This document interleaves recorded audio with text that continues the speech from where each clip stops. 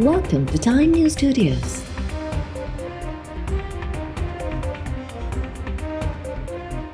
You are watching 12 p.m. Bulletin.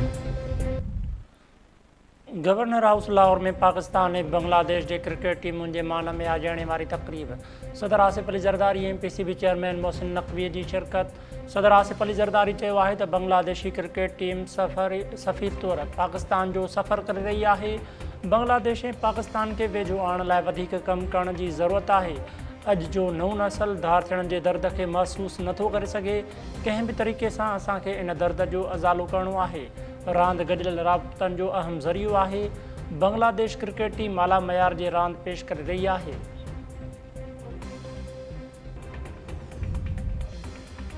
PP chairman Bilal Bhutto ज़रदारीअ जी सरबराही में पाकिस्तान जो वफ़द जंगी जनूननि में मुब्तला भारत जे नापाक इरादनि खे वाइखो करण लाइ अमरीकी शहर न्यूयॉर्क पहुची वियो।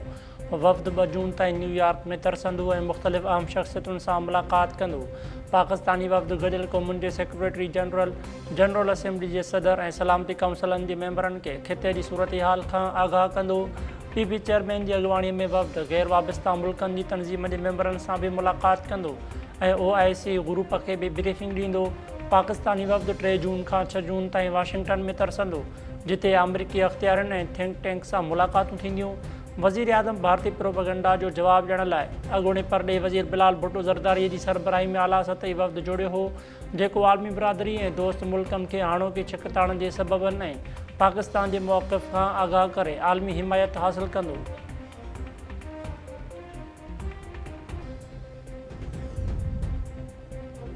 ॾखण एशिया में अहिड़ा तकरार ज़िंदा आहिनि जेकी कॾहिं बि कंट्रोल खां ॿाहिरि निकिरी सघनि था। Chairman joint chiefs of staff committee general Sahir Shamshad Mirza जो सिंगापुर में शंग्री-ला डायलॉग खे ख़िताब।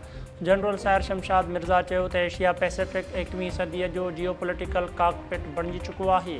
राइसिस मैनेजमेंट मैकेनिज़म अॼु बि कंहिं हद ताईं नाज़ुक ऐं इदारती सतह ते अण बराबरि आहे, जे लाइ स्ट्रेटेजिक अंडरस्टैंडिंग वधाइणु घुरिजे।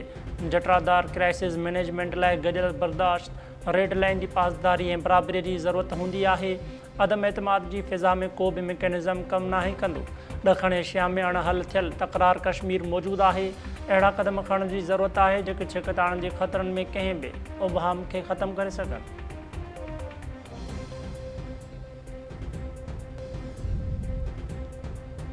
वफ़ाक़ी हुकूमत पेट्रोल जी क़ीमत में ₹1 फ़ी लीटर वाधि करे छॾी। डीज़ल जा अघ बरक़रार।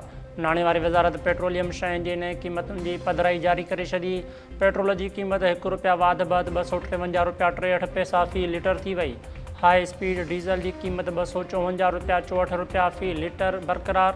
हुकूमत गुज़िरियल 2 महीननि में 3 भेरो आलमी मंडीअ में तेल जी क़ीमतुनि में लाथ जो मुकमल फ़ाइदो सार्फ़िन खे मुंतक़िल न कयो हो। पेट्रोल जी क़ीमत बरक़रार रखी वई हुई। डीज़ल जी क़ीमत में ₹2 लाथ कई वई हुई। ऐं चक वेझो मारजतोई तकरार तां ॻोठ ते हमिलो, 2 नौजवान मारिजी विया। दिल ॻोठ ते काह करे हथियारबंदनि 2 नौजवाननि मोहम्मद उमर ऐं मोहम्मद ख़ान महर खे फायरिंग जो निशानो बढ़ायो। इलाइक़े वासियुनि जो चवणु आहे त कुर्सी जतोई ऐं महर बिरादरी जे धुर विच में पुराणे तकरार तां वाक़ियो पेश आयो। 2 नौजवाननि जे क़त्ल बैदि इलाइक़े में ॾहका धुरियूं मोर्चा बंदि थी वयूं।